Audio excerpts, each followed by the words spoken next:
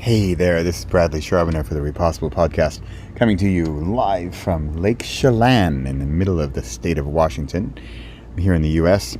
in the next couple weeks, and I am thrilled to have a sneak peek of Adwynna MacKenzie's book, Carefree.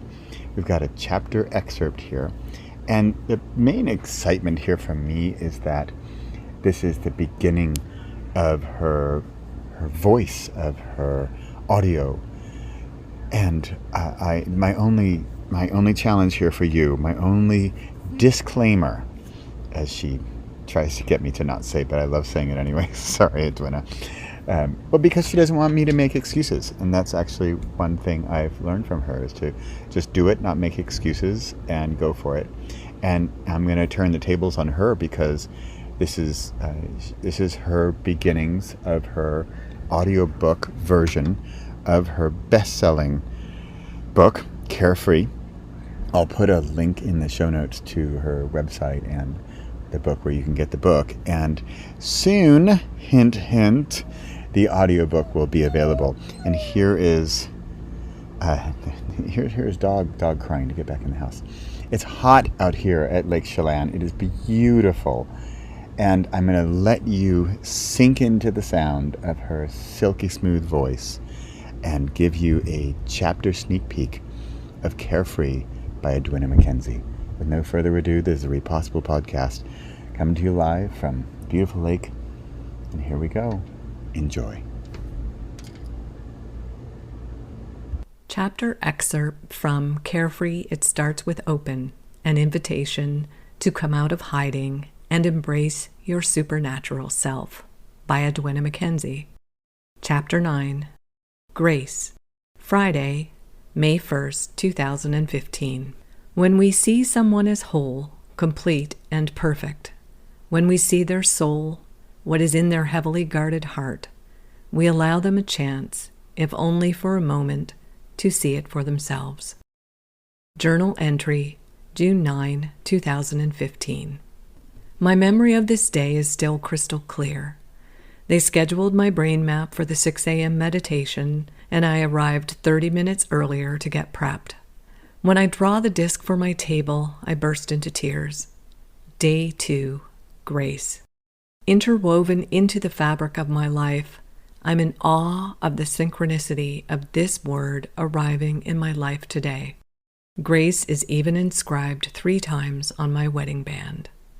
When I discover the Grace table is at the back of the room, right by the door, my mind is even more blown. Go me. I see how the intentions I'd set the day before manifested. I have first choice for a seat, more than enough space to lie down, and I can get out of the room quickly. I was still running the joke of being the back of the bus girl, just couldn't get close to that stage. I drop my stuff and head over to meet the science team. Turns out the technician for the brain map, or electroencephalography, EEG, lives near me in Toronto. We fellow Canadians get to know each other as she puts the tight cap on my head, then pours goo in the holes so she can attach the electrodes to my scalp. An EEG records the electrical activity of the brain, and many people think the wires go into your skull. They do not. Nothing about being brain mapped hurts, but you do end up with a freaky Halloween-worthy hairdo. I was already looking forward to grabbing a shower during the breakfast break. Dr. Joe started by teaching the Blessing of the Energy Center's meditation and had us choose symbols for each center. Anxiety built in me during the explanation. I was apprehensive about whether I could hold my urine and not get distracted during an extended meditation. Tethered to the machine by the cap, I couldn't make a last-minute run to the restroom. Could I overcome my bladder? I drew out my symbols, and it was finally time to get started. The technician did a baseline of my brain at rest, noted I was a bit nervous, and the meditation began. 3 months later, I had a consultation to understand my brain map. The report showed quick entry into a meditative state, rapid connection to the field, and strong visualizations throughout. The scientist told me that the screen on the EEG showed some unusual activity when the meditation was almost over, and he wanted to know what had happened. Apparently, my entire brain had lit up. About an hour and a half after my jittery beginning, the meditation started winding down. People were lying on the floor with soft music playing. The EEG tech had told me I could rest my head and arms on the table in front of me, so I'd put my pillow there in order to be halfway comfortable. The music went on for a while and my mind started wandering. I wasn't content with doing nothing. I decided I'd energetically check on my daughter, my son, and the friend I'd brought with me in spirit. Out of nowhere, a distinct female voice spoke to me. She sounded very familiar. These were not thoughts I was having. This was a voice I was hearing. The words she spoke are as clear to me today as the moment I heard them for the first time. They were direct and filled with gentle love. I was being bathed in grace. Adwynna, everyone is safe. You are safe. Everyone in your world is safe. The voice continued. You don't have to take care of anyone anymore. Everyone is exactly where they're supposed to be. Then, to my utter surprise, she told me, Adwynna, you are officially off duty. You can go play now. Go play. The realization I'm hearing these words is now processing in my brain and body.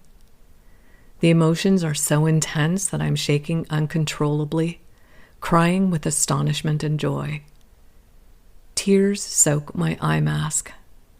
One part of my awareness knows that my right hand is lifting from the table on its own volition, vibrating with an immense amount of energy. Another part of my awareness flew out of my body after the voice told me to go play.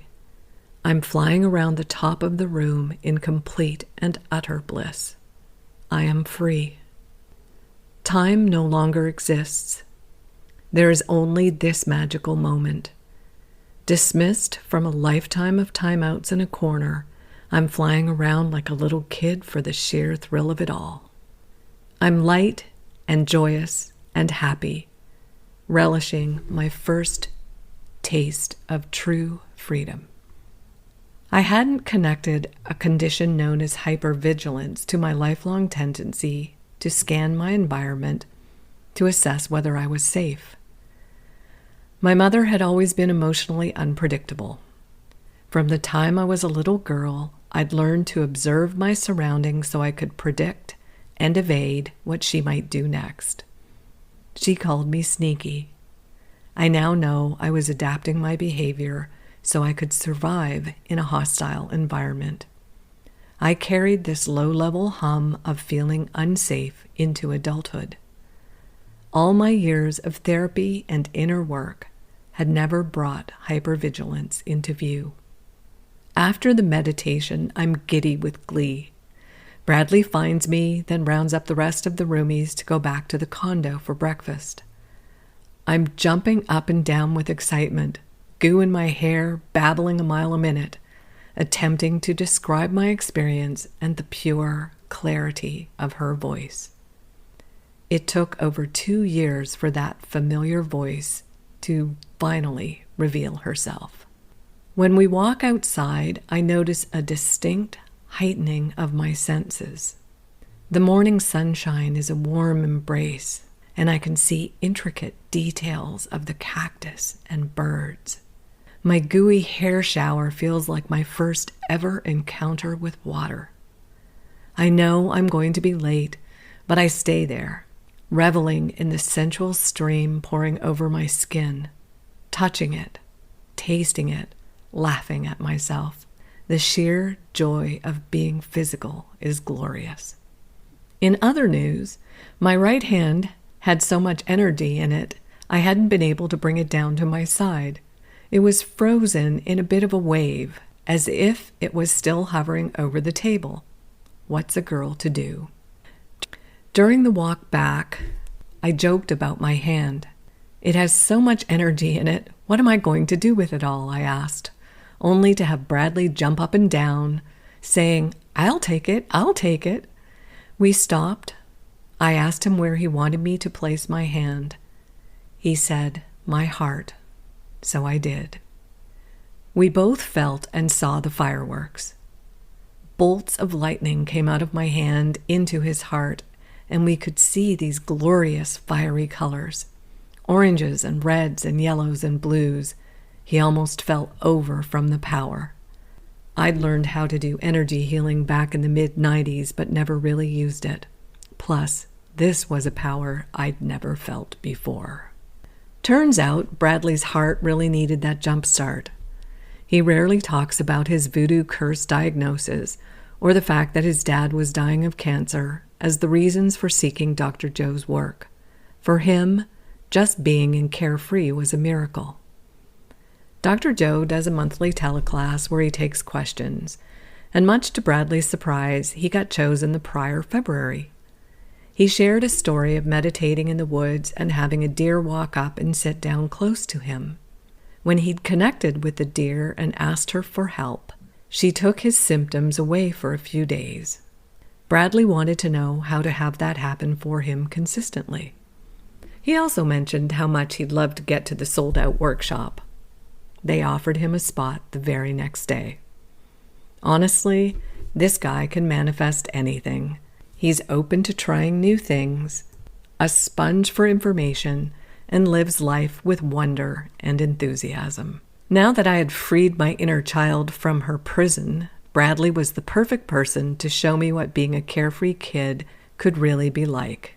"Adwynna, you put an orange rod in the area of my heart, and I feel it. Thank you. I have my hand on it as I cry and look out the window. It gives me strength and love and joy. It's a bottomless source of energy." Email from Bradley on his flight out of Phoenix, May 8, 2015. Later that day, I found my friends by the pool waiting to do video testimonials. They wanted me to do one too, but I tried to put it off. I said it was because I was wearing a swimsuit, but I didn't think I was ready. Bradley and Jeannie were all in, of course, and the person behind the camera encouraged me to tell it rather than wait. I'm so grateful to all of them because I have a permanent record of my breakthrough from the day it happened. Our videos are on Dr. Joe's YouTube channel. You can find mine there or go to resources.adwynna.com to watch it and get more of this story. At the end, I say, who knows what's going to happen next? Get ready for the answer, because that question blew the doors wide open to a weekend beyond belief. Who am I now? Whenever I watch my testimonial, I see how lit up I was that May Day in 2015. Seeing it unedited right after, knowing I'd done it entirely off the cuff, I realized I could speak from the heart with no need for a script. For the first time in my life, I saw the inner me reflected back to me, poised, glowing, playful, beautiful, emanating joy and awe. And I liked her a lot. She was my future self, and when she showed up live and in person, she was even more glorious than I'd ever imagined. I've used the clip about being a light being from my mind movie, and today I can watch that testimonial and have it completely alter my state. Whenever I watch my testimonial, I see how lit up I was that May Day in 2015. Seeing it unedited right after, knowing I'd done it entirely off the cuff, I realized I could speak from the heart with no need for a script. For the first time in my life, I saw the inner me reflected back to me, poised, glowing, beautiful, playful, emanating joy and awe. And I liked her a lot. She was my future self, And when she showed up live and in person, she was even more glorious than I'd ever imagined. I've used the part about being a light being in my mind movies, and today I can watch that testimonial and have it completely alter my state. Understanding the connection between safety and freedom has become part of my mission. I want every person to feel safe to be themselves, to walk this earth knowing we are always taken care of. Strengthening my understanding of safety meant opening to more awareness of what I believed about our choice to live on earth, my concept of death, and the dance of judgment between opposites. Exploring the deeper purpose of our relationship with light-dark, good-bad, right-wrong, negative-positive. Although feeling safe landed in my body that day, it took longer to feel safe to be me publicly. I've had to accept that I talk about things that make some people uncomfortable, like death, like choices we make to stay stuck, like being guided by light beings. I used to feel uncomfortable when others were uncomfortable, so I didn't tell people my sisters were dead for the longest time, or openly share who I am. A quote from You Are the Placebo stays with me, encouraging me to be more. We have to become comfortable with being uncomfortable. I know what that means now, in my mind and in my experience. I left Carefree knowing I was protected and had always been, even as a helpless child. I met the light beings who walk with me, offer me guidance, and answer my endless questions. There's a reason we are told to put safety first, to make sure we secure ourselves before we help others. Yet we can't truly feel safe if we walk around the planet attempting to avoid all the things, people, and experiences that could harm us. Safety is knowing in every cell of our bodies we are all, as the voice in Carefree told me, always safe. When my kids were little, I read a parenting book that explained why having a routine would help them feel safe in their world to explore outside of that safe place. Kids who had a foundation of love, who knew they would get fed at the same time each day, that someone would always be there when they cried. Those were the kids willing to take more risks, be more adventurous, and openly ask questions. In contrast, my childhood taught me it was safer to live my life according to the rules of my mother, even though those rules were a constantly moving target. Ways to win my mother's love often changed from day to day, and sometimes from hour to hour. In my quest to become a good girl, with no real understanding of what that meant, I wandered lost for a long, long time. Knowing I was safe finally freed me to be me. Even though I annoyed some people with my youthful exuberance, I stayed with this journey of discovery. I've had more and more mystical experiences, and more of my questions are being answered all the time. It became my deepest desire to discover how to help others find that feeling of safety, to have that knowing of being taken care of, to revel in the bliss of that freedom. Results of the May 1st, 2015 brain map. The scientific tests at workshops are conducted by a research team. We could purchase an explanation of our individual results, so I said yes to my report along with a 30-minute consultation with Dr. Jeffrey Fannin. Dr. Fannin is a neuroscientist and one of the world's top brain experts, and he led the scientific team in Carefree. Dr. Fannin was very interested in my mystical experience as it helps to interpret the results of the scans. Having a renowned scientist explain to me what went on in my brain during a breakthrough of that magnitude has been an incredible gift. Remember, I'd learned to meditate in 1996, then done it off and on for a few years, starting again in November 2014. That's over a decade of rarely, if ever, meditating. Even in the weeks coming into Carefree, I'd become very intermittent. Something interesting happens when you have scientific validation of a breakthrough experience that is so challenging to describe. It feels really fantastic, and mostly, it makes you want to do more of it. This is what Dr. Fannin said to wrap up our time together. You have all the markers of an advanced meditator: strong connection to the field, strong gateway to your subconscious, the markers at alpha that let you be present, the area that shows you have very, very strong visualizations. By the end of the meditation, you are in the zone, a hyper-coherent state with lots of information being processed with very strong emotions. Your ability to free yourself is rare. We do not see that very often, and we've seen hundreds of scans over the past 1.5 years. By the end, you are in the upper frequencies and are just all in on the experience. Learning to let go and allow is one of the hardest things people have to do in these meditations, and scientifically, you are doing it all exactly right. To see more from the Brain Map report, go to resources.adwynna.com.